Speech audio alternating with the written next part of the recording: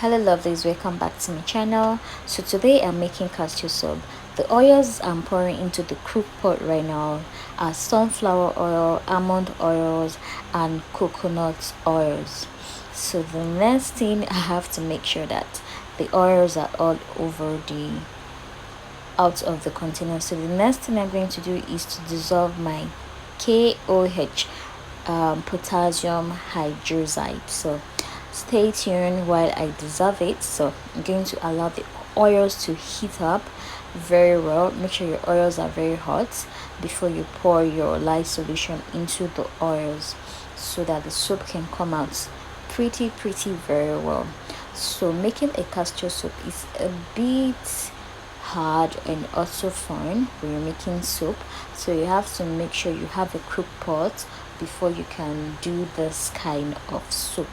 So while we are waiting for the lye to dissolve properly before we add it into the oils, why don't you hit the red button below? Please subscribe to our channel. So the lye solution is ready. We're adding it with our vegetable glycerine.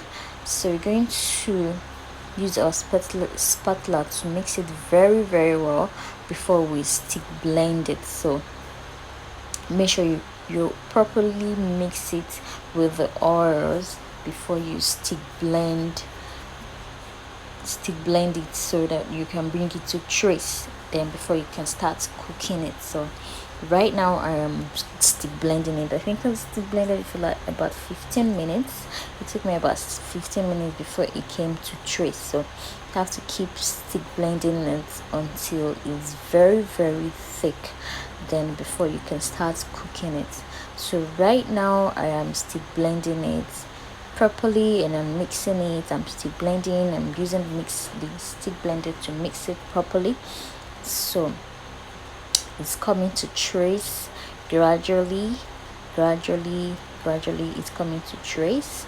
So but I have to keep blending it because it hasn't come to trace very well. You can still see some of the oils floating on top of the soup. So I have to keep stick blending and stick blending and stick blending. So and right here we have come to trace, and we're going to allow it to cook for about 2 hours before we can test our soup, our clarity, test the soup for clarity. So we're going to cook for about 2 hours, then our castor soup will be ready. So if you haven't subscribed to my channel, please do subscribe and turn on the notification bell, so each time I upload a new video you will be notified. So for those that have been coming, for those that have subscribed, thank you very much. Thank you, God bless you. And please, if you want to learn how to make castor soup very well, we do trainings too, so don't hesitate to comment below this video, and you can WhatsApp us or visit our Instagram page. Our WhatsApp number is on the screen right now, and our Instagram page is on the screen right now, so you can contact us through those mediums. For now, our website is down, so you can order for your castor soup through our page, and our website will be up very soon. So we're trying to move our website to a better platform and more of easy design. So after it comes up very soon, in 2 weeks time, our website should be up again, so you can order from anywhere around the world you are, because we do delivery through DHL.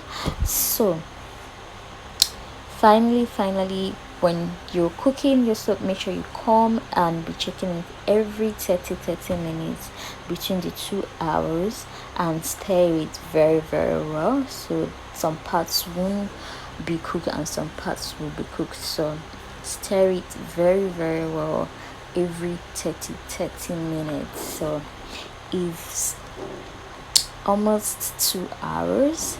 The soup is ready. You can see some white dots, so we're going to let it cook for some time and I will be right back. So the video is going to cut and I'm just going to join it later on. So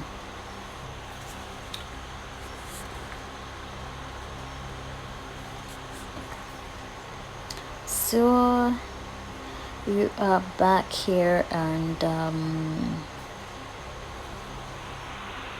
the soup is almost ready. So what we're going to do next is to get our water warmed so that we can test for clarity before we dissolve the soup entirely. So right now you can see the way it is well cooked, very soft, and this is the right time for it. You have to make sure you cook it for exactly 2 hours or 2 hours 30 minutes. Then I'm going to test for clarity right now. So right here the soup is floating on top of the water, it's not sitting below, so to tell you that the soup is very well cooked.